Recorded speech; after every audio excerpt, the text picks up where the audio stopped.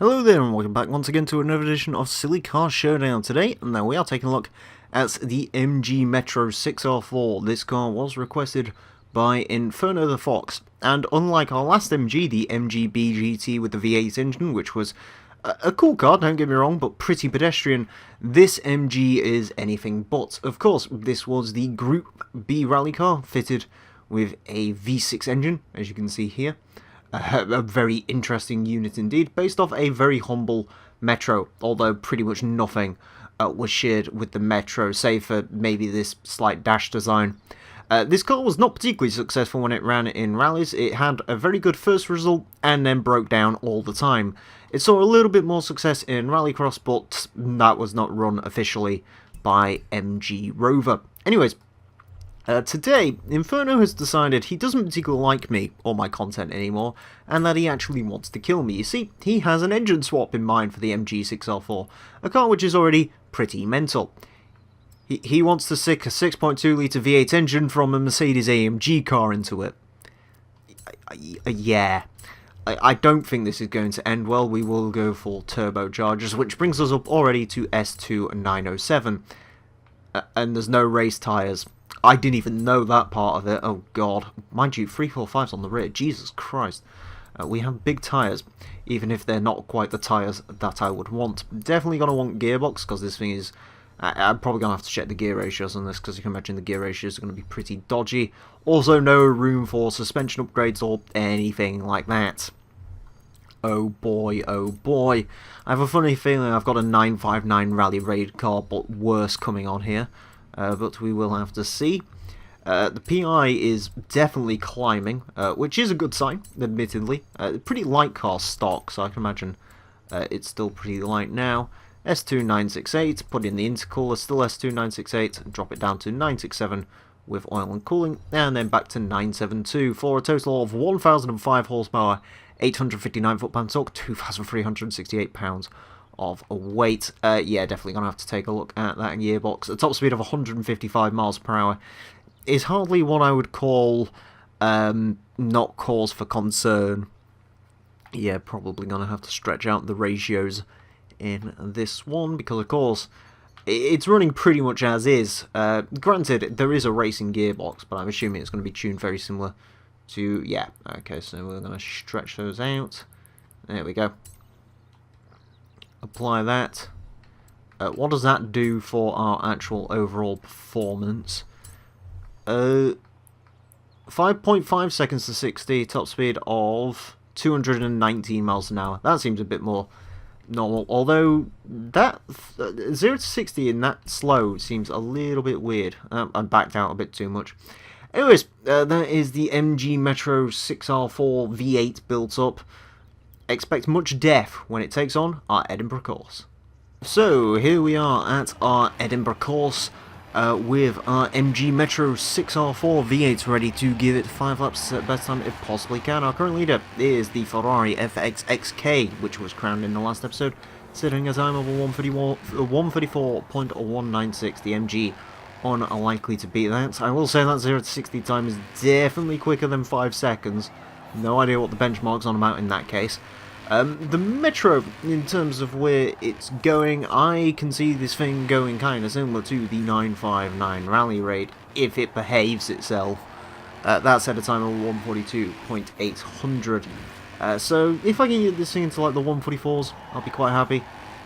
It'll definitely be quicker than the other MG to go around, the MGB. It'll definitely be quicker than that. Yeah, I'm not sure how this one's gonna turn out. All I know is, hopefully I don't think this is a Ferrari FXXK by accident and try to brake really late for something, because this car will not keep up with that. So far, so good though. Yeah, it actually seems to be doing okay up to now. A little bit strange on the suspension. There's a lot of weird feedback going on with this car. Front end does like to have a dive. It's definitely soft, definitely set up for rally, because of course this was a rally car, so that does make sense. But yeah, definitely can feel some bucking and some rolling, shall we say, coming from the front end of this car, which is concerning, to say the least. Yeah, I wasn't really sure what to think of this when it got requested. I've driven a couple of 6R4s in the past. I know stock. These are actually not bad car. Ooh, wow, okay, a 143.472 is its opening gambit. That is impressive. But yeah, I've driven a few of these before, and they are pretty impressive when it comes to the sort of stock drivetrain. Unfortunately, the MG Metro 6R4 is a bit of a weird car. It sort of appears in one Forza game and then goes away. It appeared in Horizon 2, coming in with the Storm Island DLC. It was the barn find, actually, for that. Then it was in Forza 6. Horizon 3 was dropped for Forza 7, and it's back now in Horizon 4. Not quite sure why it was dropped from the game, but unfortunately it was, which I do miss it actually. I like the MG Metro 6R4. I'm not much of a Rover person, I'm not much of an MG person, you can probably guess that, but I do like the mentalness of the 6R4. It's just ridiculous. I love it how a company which was sort of as messed up as MG Rover decided, you know what we want to do? Let's go stick our humdrum Metro in Group B rallying, because the Peugeot 205's there. So, sure. Yeah, this car really did not do well there. I believe it got... Ooh, God, missed that checkpoint. Got punted out wide by one of the lampposts, which is one of the many issues with a street circuit. But yeah, you know, it was, I believe when it did its first rally, it came third behind just two Delta S4s, and then after that, it quickly gained a reputation for not being able to particularly finish races very well, and then, well, Group B died. Of course, you might notice. This car came out in 86, I believe. It may have entered a race in the 85 season, but sort of its main debut was 86, and yeah, that was the year. Group B went away because of all of the deaths and stuff, so... Group B, of course, one of the most fondly remembered times in rallying, but it really is not.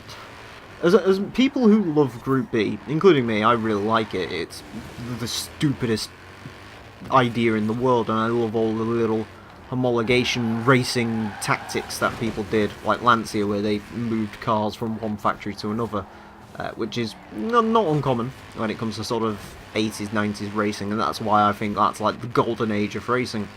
But of course, the issue with Group B rallying, I mean, as much as I love Group B, and as much as I'm sure many other people love Group B, it is perfectly understandable as to why it died a death. You can't really argue with sort of the fact that they cut it off. It is a shame, but a perfectly understandable shame, it has to be said. I do really wish that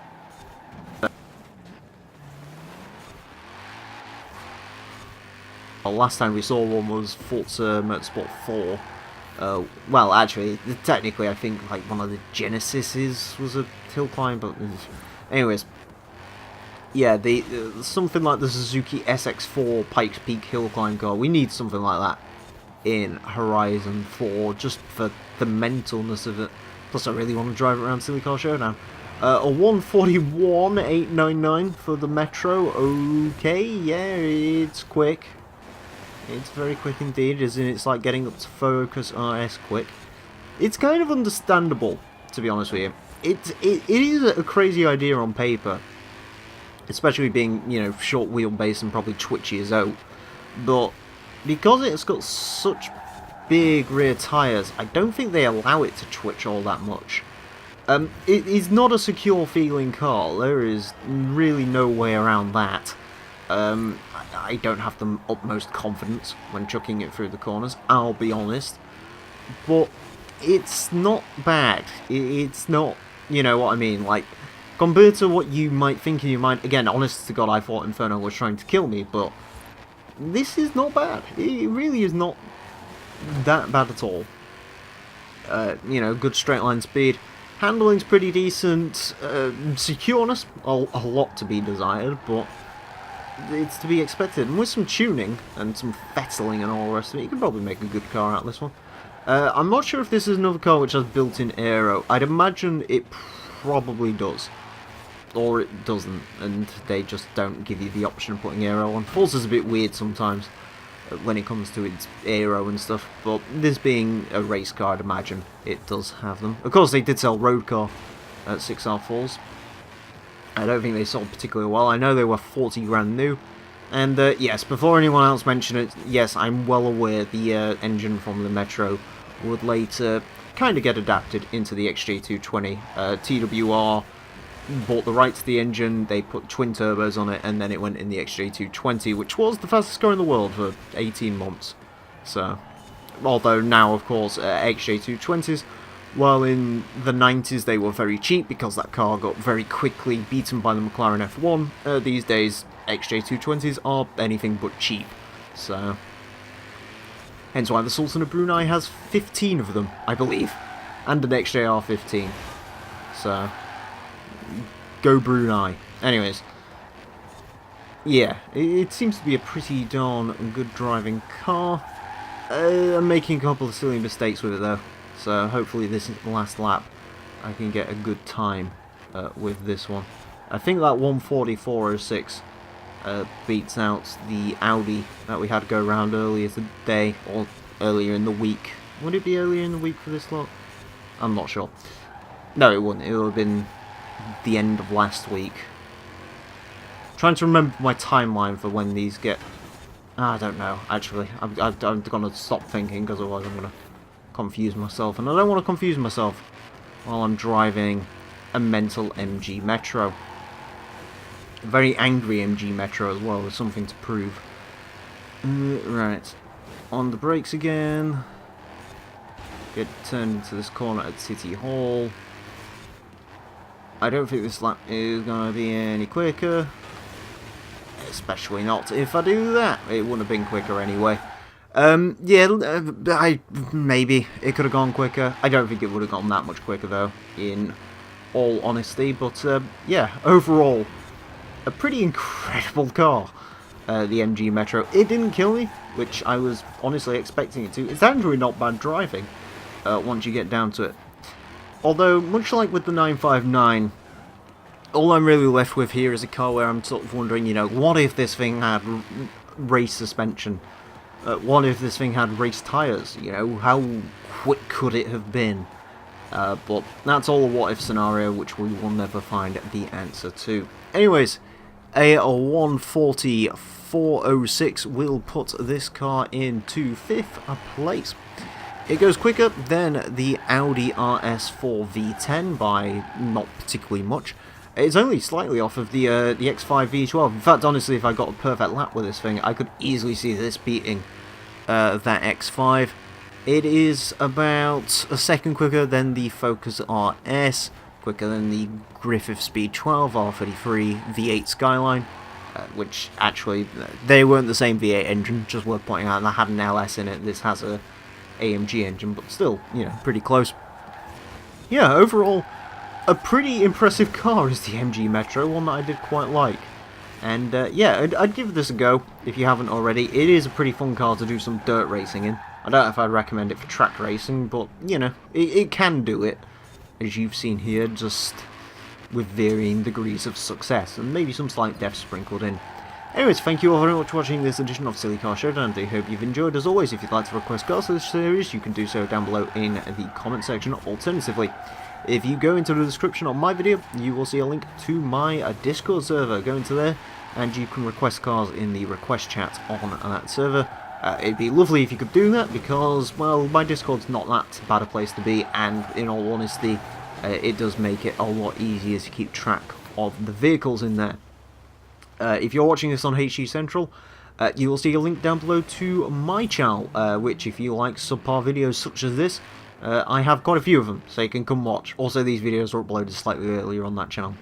Anyways, with that all being said and done, thank you all very much for watching, and until next time, a farewell.